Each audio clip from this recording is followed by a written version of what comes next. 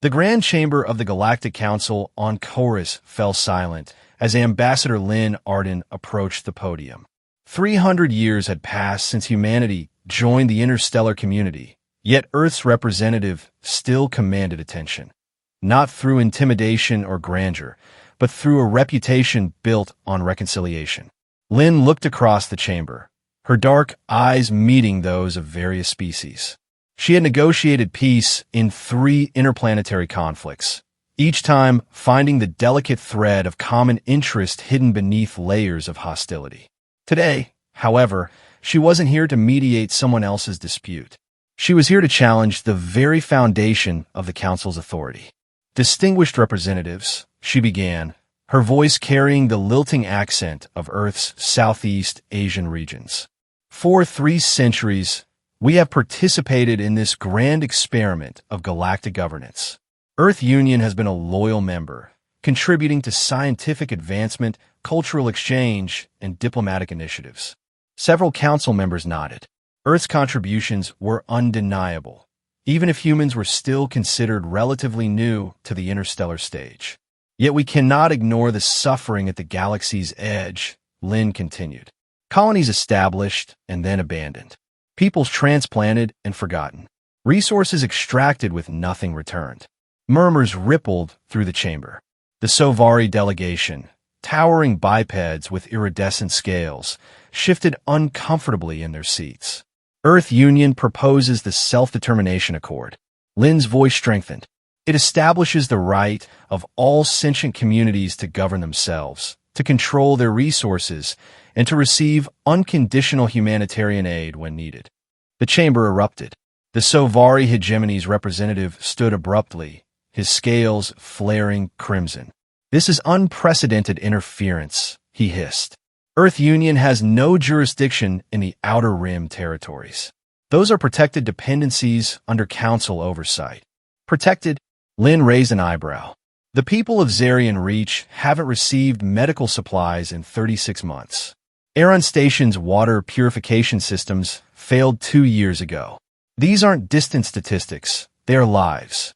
Counselor Thax of the Meridian Collective raised a slender appendage. Ambassador Arden, while your concern is noted, there are established protocols for colonial development. The Rim territories aren't ready for self-governance. Not ready. Lynn's voice remained measured, but those who knew her detected the steel beneath. Who determines readiness, Counselor? The same authority that has delayed educational infrastructure on 17 colony worlds? The same governing body that requires resource quotas be met before basic medical aid is delivered.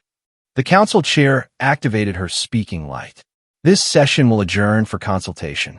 Ambassador Arden, the council appreciates Earth's humanitarian concerns, but reminds all members that unilateral action in council territories violates our founding charter. As the delegates filed out, Lynn felt a gentle pressure on her shoulder. It was Counselor Variel, one of the few allies Earth had among the elder species. They won't accept it, Variel whispered, mandibles clicking softly. The hegemony views the Rim as their birthright. The committee sees it as a buffer zone. No one wants the balance disturbed. Lynn nodded, gathering her materials. Then we'll have to show them that balance without justice is merely oppression dressed in fine clothes. Later that evening, in a secured chamber deep within the Earth Union Embassy, Lynn met with her closest advisors. The room was sparse. No decorations, no windows, nothing that could be compromised. The council rejected our proposal, she announced, though everyone already knew. As expected, Samir Nadal, head of diplomatic security, leaned forward. Then we proceed with Operation Beacon? Lynn nodded slowly. The UN Samaritan launches tomorrow with medical supplies for Zarian Reach. No weapons, no military personnel, just doctors and medicine. The council will view it as provocation, warned Dr. Eliana Reyes, Earth's foremost xenobiologist and quiet advisor to 3 successive ambassadors. Helping the sick is only provocative to those who benefit from suffering, Lynn replied. She turned to a holographic display showing a small fleet of Earth vessels. The Samaritan goes first.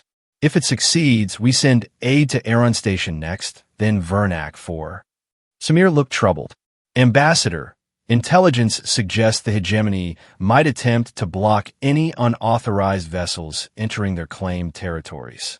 They wouldn't attack an unarmed medical ship, Dr. Reyes said, though uncertainty tinged her voice. Lynn's expression hardened slightly. We've planned for every contingency. The Samaritan will broadcast its humanitarian mission continuously. All cargo holds remain open for inspection. We have nothing to hide. And if they still move against it, Samir pressed. Then, Lynn said quietly, the galaxy will see exactly what kind of peace the Council enforces. 3 days later, Lynn was awakened by an urgent communication. The Samaritan had been destroyed in neutral space, halfway to Zarian Reach. The final transmission had been brief. This cargo is medicine. We're not armed. We are. Then silence. Emergency sessions convened across Earth Union territories as news spread. Public outrage was immediate, with demonstrations outside Council embassies on every human world. Military commanders presented options for retaliation, escalation scenarios, defensive postures. Yet the official response from Earth Union was unexpected in its simplicity. A single message broadcast to the Council and throughout known space. We will not retaliate, but we will not be silent. What followed was more puzzling. Earth's military didn't mobilize. No diplomatic staff were recalled. Trade continued. If anything, Earth Union became quieter in Council proceedings, participating only when directly addressed, offering no new proposals, raising no objections. This apparent passivity confused many Council members.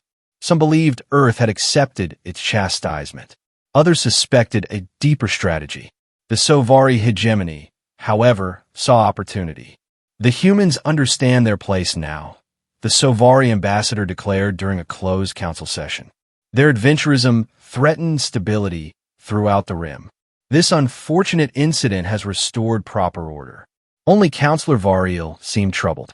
We have never before destroyed an unarmed humanitarian vessel, she said quietly. This is not the action of a righteous authority. The ship violated transit protocols, the Sovari representative countered. Proper channels exist for aid distribution, channels that have been blocked for years, Variel noted. The debate might have continued, but urgent reports began arriving from multiple Rim territories. On Aron Station, communication satellites suddenly malfunctioned, broadcasting Earth music instead of official messages.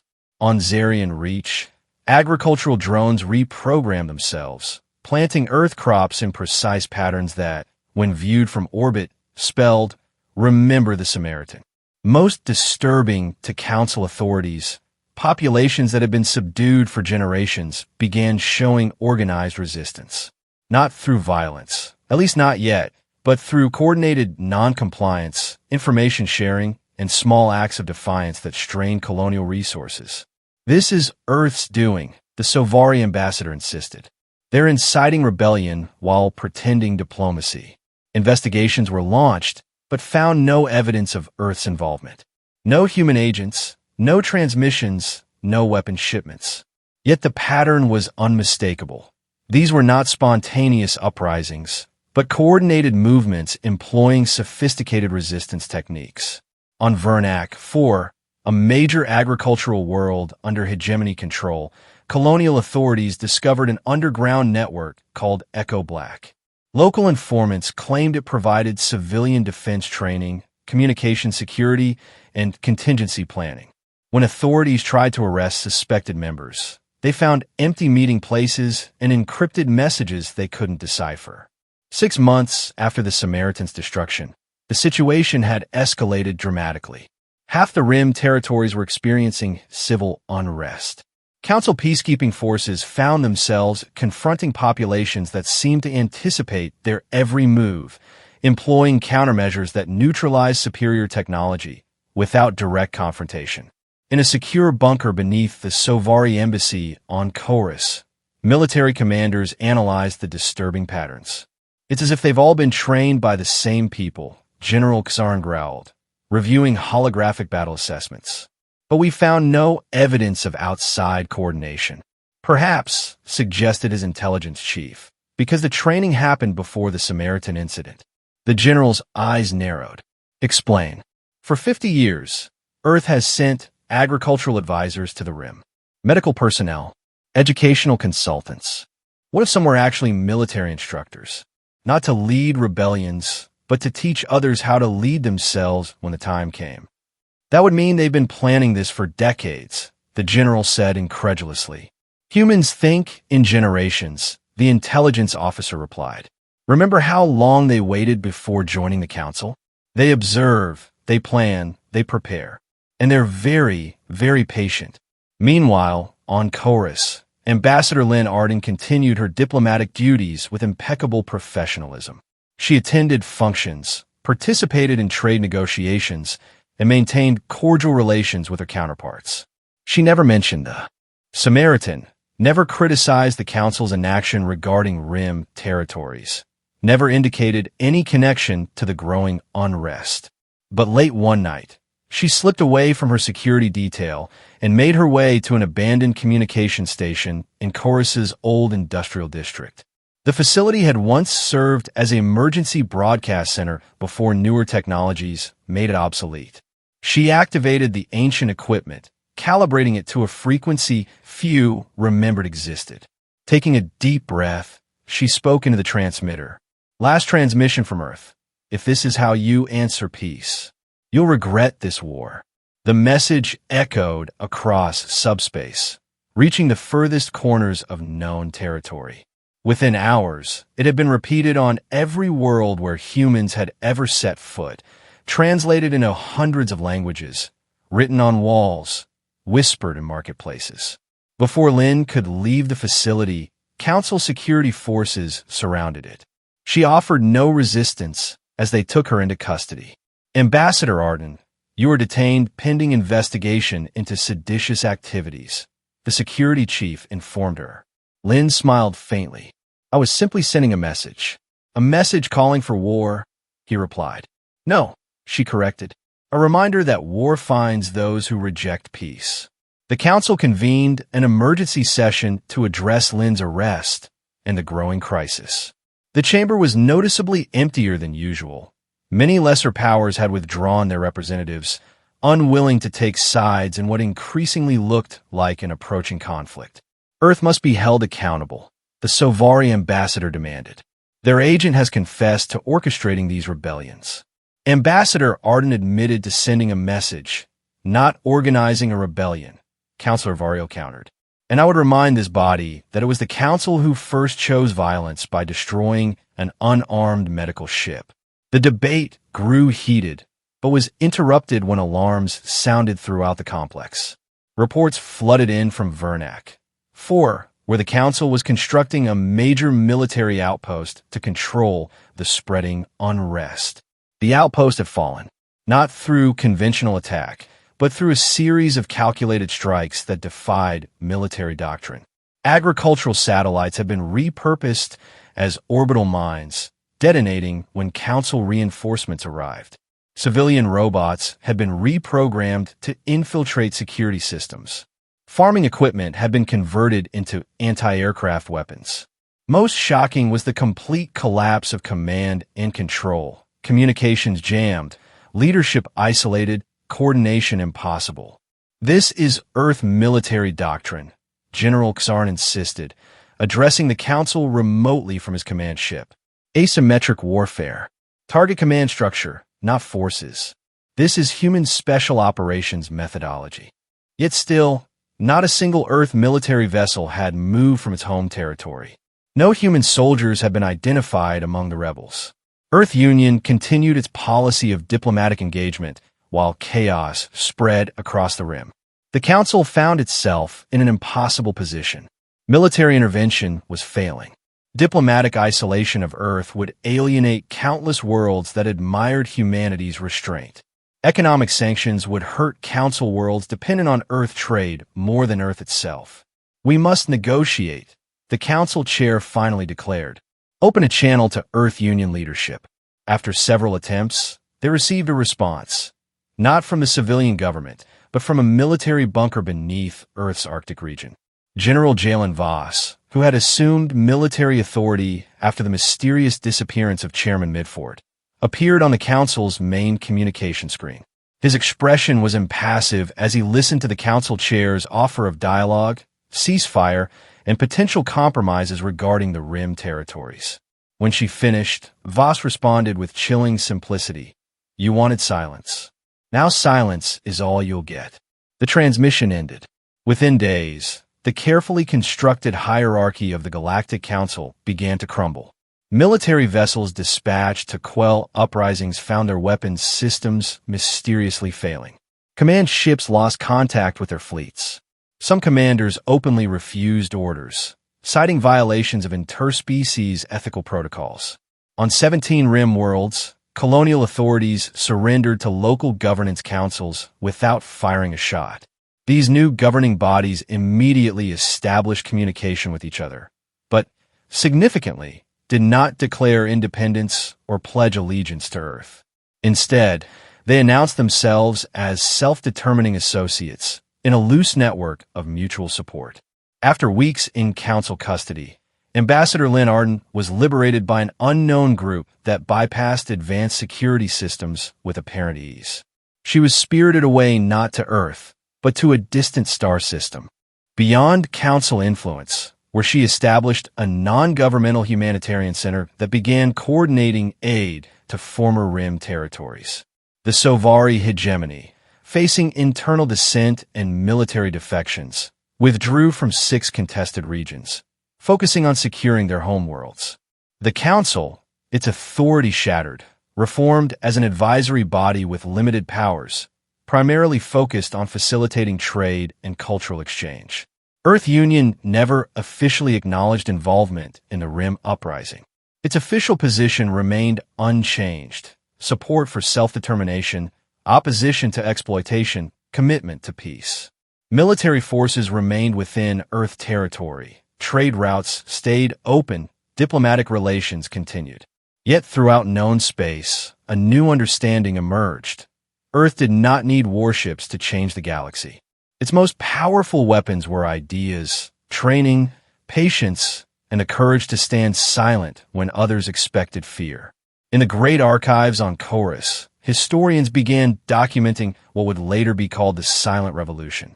Some called it Earth's masterpiece of strategic patience, a 50-year plan executed flawlessly. Others saw it as the natural consequence of the Council's own failures, a system collapsing under the weight of its contradictions. On Vernac 4, now a thriving independent agricultural world, community leader Kara, who had coordinated the liberation of the planet using tactics no one had seen before, was asked by a visiting journalist about Earth's involvement in their struggle. "We learned long ago that freedom cannot be given," she replied. "But knowledge can be shared, skills can be taught, and courage. Courage is contagious." She pointed to a simple black flag flying alongside their planetary banner. "We carry this to remember that true power doesn't need to announce itself. Truth doesn't need to shout. It only needs to be demonstrated." A generation later, as a new galactic order took shape, not through laws imposed from above, but through connections forged between worlds, Ambassador Lynn Arden, now elderly but still sharp, received visitors at her humanitarian center. Young diplomats from newly self-governing worlds came seeking wisdom, strategy, perhaps confirmation of Earth's grand design. Instead, she offered them a simple philosophy. We never sought to replace one empire with another. We sought to create a galaxy where no empire could exist, where power flows from consent, not control. When asked about the famous message, "If this is how you answer peace, you'll regret this war," and whether it had been Earth's declaration of a new kind of warfare, she smiled enigmatically. "It wasn't a threat," she explained. "It was a prediction. When you answer peace with violence, you create the conditions for your own defeat. Not because someone conquers you, but because you lose the moral authority to lead."